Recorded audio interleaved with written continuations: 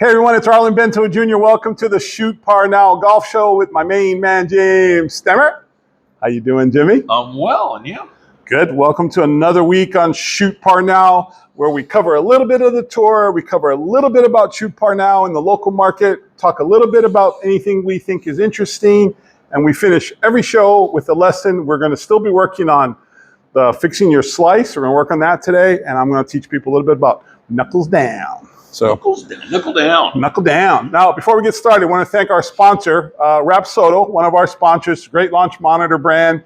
If you're looking for like a home simulator or you want to do something really cool, check out Rapsodo. I'll put a link in the description. This is the main system. It's all it works right behind you. Works on an iPad, goes to a projector. Great product, simple to use. Goes in your golf bag. Thank you, Rapsodo. Looking like something compact like that. Simple. All right. Forget it's in your golf. You could. Don't forget it at the course because you'll be down. You'll be down a little bit. So, no PGA Tour this week. No. Got the Q-School coming up. There is an event, I think, next week. Some kind of like satellite PGA Tour type event over there. But the Hong Kong Open. Mm-hmm. And we were just talking about this last week, how the 6 major international opens, the winner is going to get to go to. Gets an invite to the Masters. Yeah. So this guy, Tom McKibbin from Belfast, Ireland. Ah. He actually plays out of the same club that Rory McIlroy plays from. Okay. So this is a good young player. He's young. He's 22. So he goes 27 under in Hong Kong. 27 under. No jet lag. Wow. Shot course record 60 in round 1. Lights it up. Like that golf course. Yeah, closed with a 63 on Sunday. 3 bogeys all week. He earns his invite to the Masters. To the Masters. And the Open under the new International Series pathway. Uh-huh. I didn't know that. I didn't know that. I knew we had the other stuff we just talked about the Augusta, but I didn't know. That's big stuff. And then we were just saying, so you're going to see a lot of these good international players jump into these majors. Okay, can we remember what we said? So we know Hong Kong, Japan, Australia, Spain, South Africa, and there's one more. Can't remember. What's this? I forget. Scottish Open? Scottish Open. Yeah, it was Scottish. Good job. So those tournaments, right? If you win, you're going to play in the Masters, and it sounds like you might get in the Open with those wins. Nice. That's big. Yeah. Those tournaments are going to have a lot more good players. That's a great thing. I think that's really cool.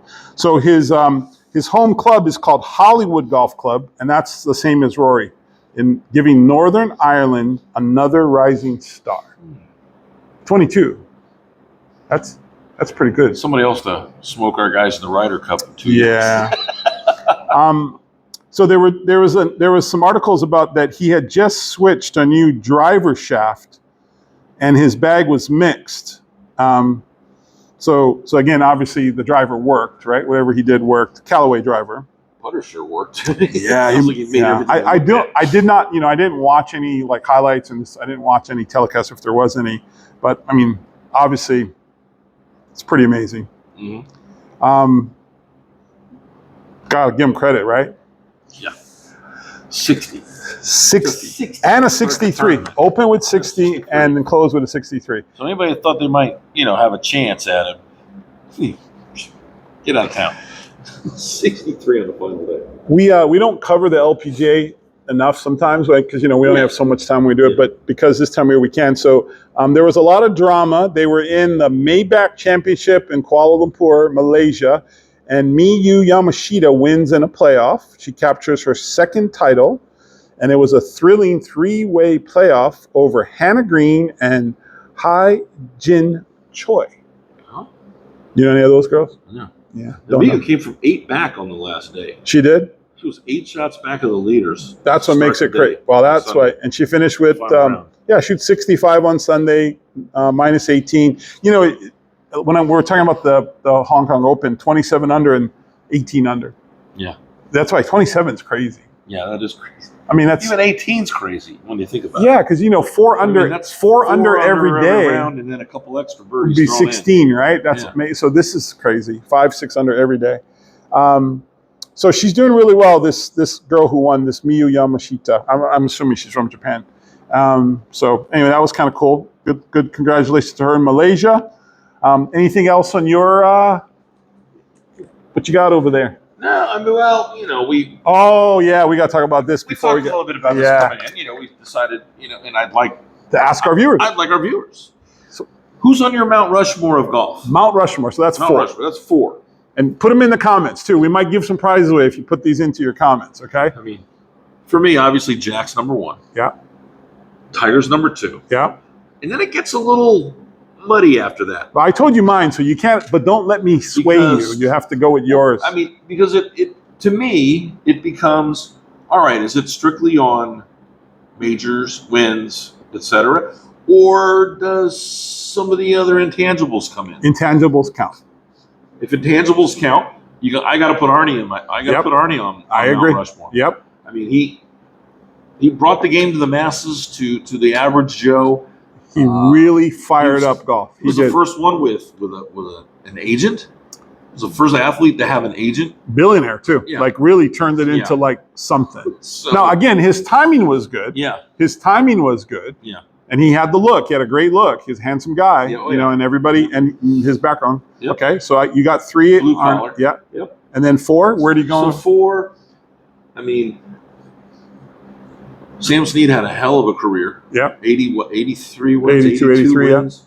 But then you also have Byron Nelson, who would be had he played longer, may have gotten to that. Oh, Byron Nelson would have had 100. He was he so would have good. easily, he would have probably But he gotten to didn't. Sam's But he record. didn't. And Hogan, So you can't say that. Bobby Jones. Hogan, Bobby Jones. So my 4th spot is really tough. Okay, but you got to pick one. Oh, I got to pick one? Yeah. Let's see. Well, it's not going to be Scotty Scheffler. Not yet. No, you can't give those guys credit yet. They're too young. No, they're way too young. Tiger's the only one you could really do. I mean, yeah. And even Phil's kind of Nope. but he's on the fringes. He's outside. No. Can't. No, he's not in that echelon. Yeah. Sorry, he's not. He blew too many. He blew too many. Yeah, majors. if he had more majors, you could. So you're stuck. You can't name 4. You got to talk. You have a tie. You're gonna tie. I would probably go with Byron Nelson. Yeah, which would be I would be really close to you, to Byron Nelson. So mine's pretty clear. Okay, so it's Nicklaus 1, Tiger 2, Sam is 3 to me. Okay. Sam is 3, Yep. and then it's Palmer. Okay. Now the only reason why I have Sam above Arnold Palmer is because the 82 wins. Yeah. And the era that he played, and arguably the greatest swing of all time. So, Yes. so you got the 2 greatest competitors, right? Nicklaus and Tiger, I think, are the 2 great competitors. Oh yeah. Tiger could be 1, but he just didn't catch Jack. Yeah. And that's to me that's going to be the thing, right? Yeah. The majors, the whatever. But Sam, boy, the swing and the era he grew up in, and the kind of how he had to play and make a living, and it's just fantastic. And again, I have the history with him, right? So I kind of drawn to him. Oh, yeah. And then Palmer is right there, changed the game, live on TV, made people watch, was probably golf's first like movie star, smoking cigarettes, looking cool, kind of like almost like all the women fawned over. Oh my gosh, yeah. So he was like the first, I think, legitimate superstar. Jack was always kind of like when he was young, even when Arnold was in his prime and Jack came up, it's like Jack was like that heavy, chunky guy that kind of showed up. He wasn't Fat Jack. He wasn't even that chunky, but compared to Arnold, he was stocky. Yeah, he was stocky. And then this turned up a whole controversy, right? Well, not a controversy. The whole reason this even came about and we talked about it was because just the other day, Gary Player had an interview. Well, I love Gary Player. Let's be clear. Gary Player is great player. I think in the top 10, but I don't think I would put him on your Mount Rushmore. I mean, no, and then I can't put, I don't know, can I put him in front of Hogan? Can I put him in front of Nelson? Can I put him in front of Bobby Jones? Like, where do you put him? Yeah. I mean, where's Lee Trevino? Where is it? Where do you put Greg Norman? He's not in the top 10. No. Can't be. No. Yeah, great player. Again, great player, especially in his. I think Gary's in the top 10. Era. I think Gary's in the top 10. Yeah. I think Trevino's really close. Yeah, but anyway. But Gary Player? Yeah, what he thinks. This is what Gary thinks. He considers himself, or in fact, just came out and flat out said there's no discussion on the third best player who ever lived ever in the history of golf. Okay. Maybe?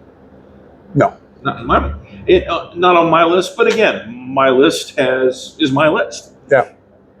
So some of our listeners out there might disagree with us or disagree with me. And so like we've talked about this. So his point is there wasn't anyone that traveled as much or played as much or won as much as he did. That's what he's saying.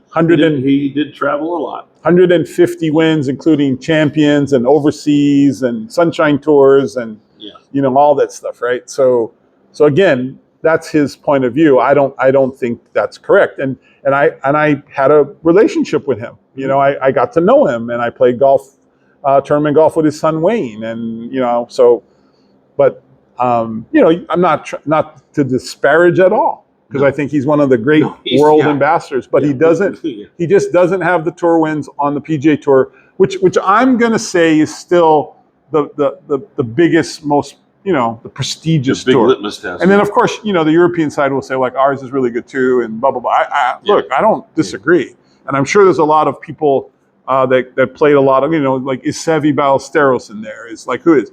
No, they're not. Is old Tom Morris in the top 10 of all time? Yeah, I mean the most historic player who ever played. Yeah. Where does Varding go in the mix? Yeah, where does it go? So again, it starts to spread, but. Yeah. But I think Byron Nelson and Sam Snead, I don't know. If Byron Nelson played, that would be different. The only reason I can't put Byron Nelson there, because 11 wins in a row and 43 or 45 wins in short, I mean, pretty amazing. But but Gary Player, top 3, it's tough. I don't know. Yeah, I don't know if I could do that, but anyway, leave a comment there. Tell us what you think. We're always curious to hear. It always helps the video. Would you put us? Oh, we got to be number top 1. Speaking of, so I was watching the Barstool Sports Internet 48 Best Internet Players, whatever. You ever seen that yet? I haven't. You got to go watch it. It's hilarious. I'm intrigued now. Yeah, you got to go watch it, and it's a cool format.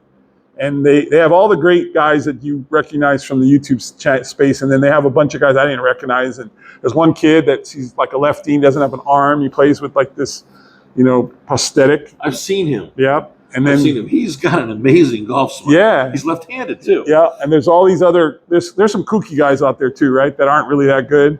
And it's kind of interesting because the formats they played scramble, they played Alderman shot, they had team drafts, and there's all these wrinkles. So it really was fun to watch, and it was really fun to watch the players that weren't as good struggle, because a lot of the matches came down to, when they make the pairings, it's like, these are sacrificials. Like these two, we expect them to lose. and they know that, and then they put the two other, but it came down to some of the weak players counted big time because the other players balanced out, right? So there was a lot of strategy, but go check it out. It was really good to watch. Barstool. I think it was on Barstool Sports, and they were playing for $1.7 million, and they had major Barstool's That'll huge. Get your attention. Oh yeah, and there's a storyline when you watch it. A lot of beer. Have you heard of Luke Kwan? He's like a really good player with good and stuff. So he oversleeps his tee time on the first day. Oh no! And they go berserk. Now Luke Kwan, arguably maybe the best player in the field, like really good, but nobody woke him up. And so there's all this drama about it, and they made him like he couldn't play till hole 4, and why he was just like 1 hole late, not what I mean? And he was nonchalant about it, which upset everybody. They were so mad. It was, and then that day was. You're not taking this. Oh, it was so bad. It was so bad. But anyway, go check that out. I think you'll find that really entertaining. I do want to talk a little bit because so my full academy is open.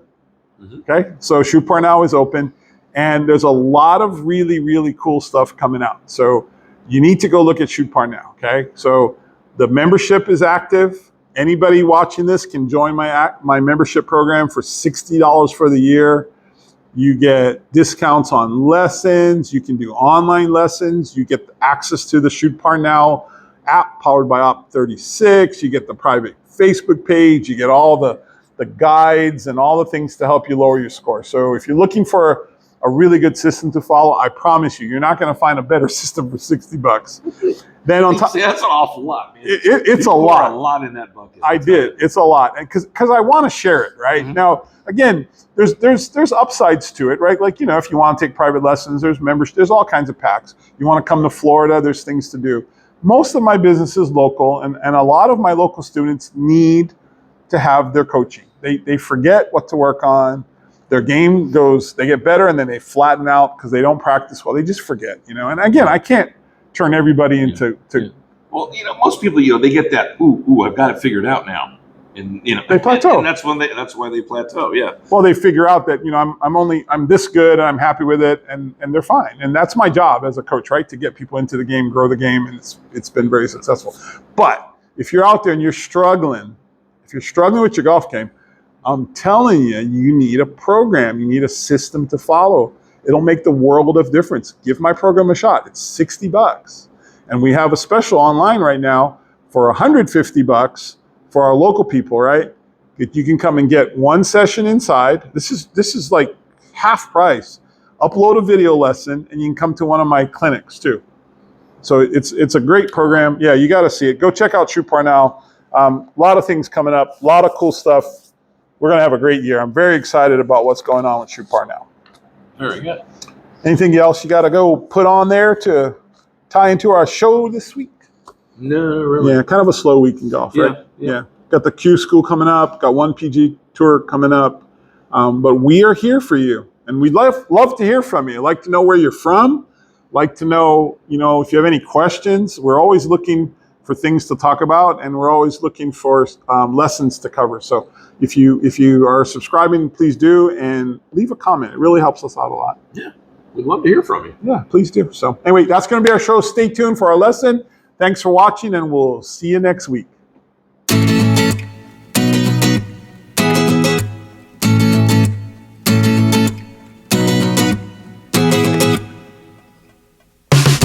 Hey everyone, it's Coach Arlen Bento with James Stammer. Going to help you with your game. Welcome to our little lesson tip segment.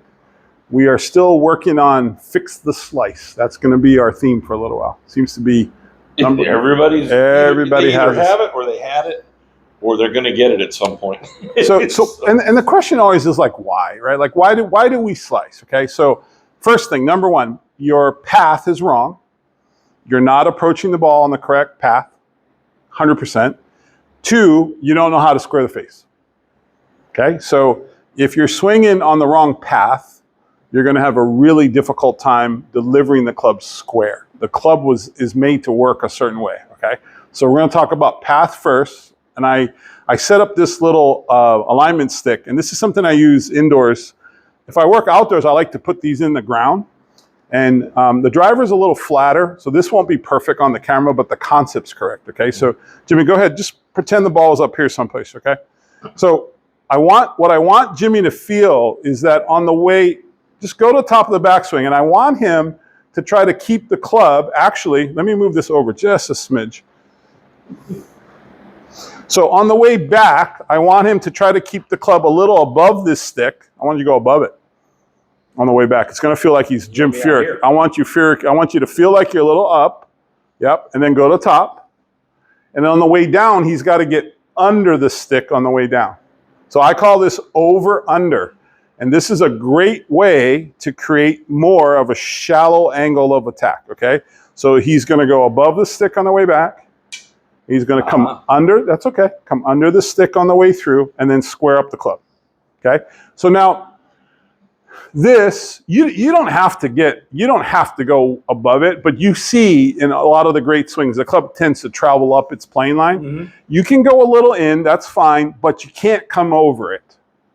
Okay, so you going a little in, I'm fine with, as long as on the way down, you don't come over it. So you can go under, go ahead, work it under just a little bit. That's As fine. long as I don't go on the other side, or if I'm in here, I don't come out way out here. As soon as you come way out, the club's gonna come over your swing plane and try to exit left, and that's usually gonna produce a slice, unless the player does something crazy, like stand straight up or flip their hands, and we don't wanna do that. Okay, so the first thing you should always work on is creating the proper path. So a stick in the ground, about 45 degrees, maybe this is a little low, but 45 degrees, and try to make sure that in your downswing, you're staying underneath. Now, the first time people do this, I'll show you, go to the top and come underneath on the way down. Come down slow right there. So now you see where that club face is? It's wide open. He's gonna have a hard time squaring it. So this is another little trick I call knuckles down. Some people are gonna cringe at this, but it really works. If Jimmy takes this left hand and he works his knuckles down a little bit, see how he rolled his knuckles down? Do it again, a little bit more, Jimmy. Go up. You can go under, it's okay. Stay under it, come down right there. Now roll your knuckles down. No, keep it right there. And then roll your knuckles down. Okay. Now that's an exaggeration, right? You're gonna go left. Yeah. But for those people who are watching that can't stop themselves from hitting that massive That's that feeling you want. Yeah. So knuckles down in transition. Good. Yep. And then square it up at the bottom. Lower body moves. Perfect. So here's those two tips. One, you have to get control of your path, right? You got to kind of get your path working from the correct angle. But if your face is wide open, even if your path is across or even if you're inside correctly, if your face is open, it's gonna go right. So this idea of knuckles down is a great little tip. Now, too much knuckles down goes left. Yeah. Not enough goes right. So there's a timing to that. Now, it's a good spot to do that before I even start. When I'm gripping the club here. Well, it could be. That's why most coaches, when you have a slice, you would like to have a little stronger grip, right? Because it helps promote the club being square. But the thing that I find is that some people don't realize it, but they actually, there is rotation of the arm into the backswing, so the club will open some, and they can't time the club moving back. Okay. So a player will take the club back, and as they keep turning, the arms will start to rotate a little bit to set the club into the backswing. So that rotation here has to get replaced, right? So again, some people just don't do that. They don't even know that the club is opening. They rotated it up and they left it there. Yeah. So knuckles down is just my way of getting them to feel like rotation coming back. So again, is it my first choice? No. Do I think if the path's good and the body's moving and a good grip, the club kind of squares itself? It does. But if you're struggling, this is if you're struggling and you don't want to slice because you got to play tomorrow, right? Just finish your backswing and give yourself a little knuckles down. That'll take care of the face. You got to work on both to get better. Look, golf's hard. We know golf's hard. But, a little better each time and finding little tricks to help you play better, I think makes everybody happy, right? All right, so that's our lesson for this week. Thanks for watching. Like, subscribe, leave a comment. Even if you hate this drill, tell me you hate it. We can have a little back and forth. That's always helpful for the YouTube algorithm. But thanks for watching. Hope you enjoyed it, and we'll see you again real soon.